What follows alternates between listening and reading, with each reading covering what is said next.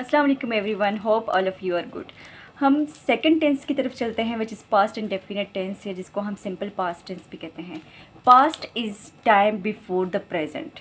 अब simple past tense बिल्कुल simple past के बारे में हमें बता रहा होता है कि the action which has completed in the near past और पास्ट। अब यूजेज इसका देखते हैं सबसे पहले कि हम कहाँ इसको यूज़ करते हैं। तो as I have already told you कि आपने अब इन टेंसेस की उर्दू में पहचान याद नहीं रखने की क्या इसके एंड पे आएगा उर्दू में और फिर आप उसको इंग्लिश में ट्रांसलेट करोगे। No, you have to learn it in the English and you have to make your concepts in the English. So इसका यूजेज हम यूँ देखते हैं कि past simple past tense indicate completed action that happened at a specific point in the past, or it is an action that has occurred in the near past, or it is an action which occurred on the regular basis in the past. You can say that past habits, right? So past simple past tense shows actions which occurred on the regular basis in the past or which happened in the near past before the present.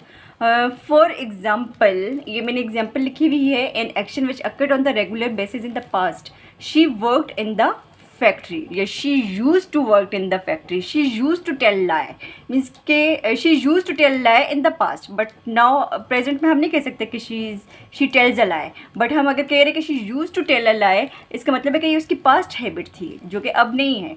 तो past में जो regular basis पे आप work कर रहे थे उसको भी आप सिंपल पास्ट टेंस में बोल सकते हैं, उसके लिए सिंपल पास्ट टेंस यूज़ कर सकते हैं। इसके साथ साथ कोई भी पास्ट में इवेंट या कंप्लीटेड एक्शन था उसको इंडिकेट करने के लिए भी हम पास्ट टेंस यूज़ कर सकते हैं। जैसे अब मैं कहूँ कि I took the dinner, I ate a banana, I went to park. इस तरह की सारी जो एक्टिविटीज़ हैं जो कि पास्ट में मैंने की, चाहे वो येस्टरडे हो, चाहे वो लास्ट वीक हो, चाहे वो लास्ट मंथ हो, लेकिन अनडिटर्मिन्ड टाइम ना हो, डिटर्मिनेबल हो, ठीक है। तो ऐसे टाइम के लिए, ऐसे पास्ट के लिए हम सिंपल पास्ट टेंस को यूज़ करते हैं। अब स्ट्रक्चर इसका क्या है, सिंपल पास्ट टेंस का स्ट्रक्चर क्या है, स्ट्रक्चर देख लेते हैं। I have told you about the subject, verb and object in my previous videos.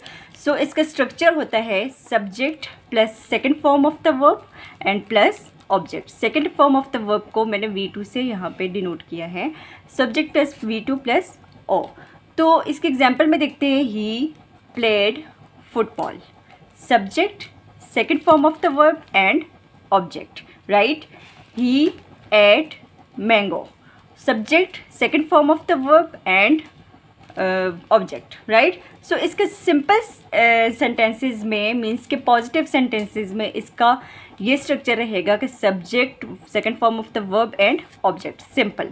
और हेल्पिंग वर्ब इसमें कौन सा यूज़ होता है, इसमें हेल्पिंग वर्ब यूज़ होता है डिड, राइट। इसमें हेल्पिंग वर्ब यूज़ होगा डिड, जिसको हम मीन्स के डिड भी इसमें, जिससे मैंने आपको ऊपर सिंपल सेंटेंसेस में बताया कि second form of the verb use होती है, तो डिड भी डू की सेकंड फॉर्म है। Do, did, done. Did is the second form of the verb, ये डिड होगा helping verb, as a helping verb use होगा। नेगेटिव और इंट्रोगेटिव सेंटेंसेस में देखते हैं, क्योंकि नेगेटिव और इंट्रोगेटिव सेंटेंसेस में ही डिड का यूज़ हम करेंगे, सिंपल सेंटेंसेस में नहीं करेंगे, बिल्कुल डू एंड डज की तरह जो कि हमने प्रेजेंट इंडेफिनिट टेंस में पढ़ा था। अब नेगेटिव सेंटेंसेस में देखते हैं कि नेगेटिव सेंटेंसेस में सिंपल पास्ट टेंस का क्या स्ट्रक्चर होगा। तो सिंपल पास्ट टेंस का नेगेटिव सेंटेंसेस में स्ट्रक्चर होगा subject plus helping verb did, not plus first form of the verb plus object. अब ये आपने एक मेन डिफरेंस इसका देखना है, माइंड में रखना है कि पॉजिटिव सेंटेंसेस में हम second form of the verb को यूज़ कर रहे थे बिकॉज वहाँ पे हम डिड यूज़ नहीं कर रहे थे एज अ हेल्पिंग वर्ब। लेकिन नेगेटिव सेंटेंसेस में क्योंकि हम डिड यूज़ कर रहे हैं जो कि ऑलरेडी डू की सेकेंड फॉर्म है, हम एक दफ़ा सेकेंड फॉर्म लगा चुके हैं डू की, तो हम यहाँ पे दोबारा से वर्ब की सेकंड फॉर्म नहीं लगाएंगे, यहाँ पे हम फर्स्ट फॉर्म लगाएंगे। ये अपने एक इम्पॉर्टेंट पॉइंट है, याद रखना है। मिस्टेक स्टार्ट में जब प्रैक्टिस नहीं की हुई होती तो यही मिस्टेक होती है कि जिस सेंटेंस, अब आपने इस तरह से याद रखना है कि जिस सेंटेंस में डिड आ जाएगा उसमें आप second form of the verb नहीं लगाएंगे, पास्ट सिंपल पास्ट की बात कर रही हूँ, और जिस सेंटेंस में डिड नहीं आएगा उसमें आप second form of the verb लगाएंगे। अब इसके एग्जाम्पल देख लेते हैं। He didn't play football. इसी इन 2 सेंटेंस को मैं आगे लेके चली हूँ जो मैंने ऊपर बताए थे पॉजिटिव सेंटेंसेस में। So he is a subject, did is the helping verb, not, and play is the first form of the verb, and football is the object. Similarly, he didn't eat mango.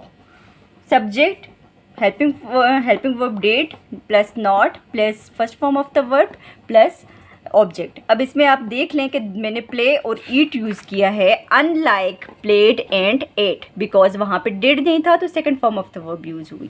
यहाँ पे did था which is already the second form of the do, so I use play and eat, right, first form of the verb. अब interrogative sentences में देखते हैं, इसमें formula क्या होगा। इसमें फॉर्मूला होगा did plus subject plus first form of the verb plus object. Just like negative sentences जहाँ भी डिड यूज़ हो रहा है तो इसके साथ first form of the verb use होगी, second form of the verb use नहीं होगी because we have used did. So structure को लेते हुए किस तरह से सेंटेंस बनेगा, डिड ही प्ले फुटबॉल, वही मैंने सेंटेंस दोनों यूज़ किए हैं इन तीनों में ताकि आपको सही से समझ आए।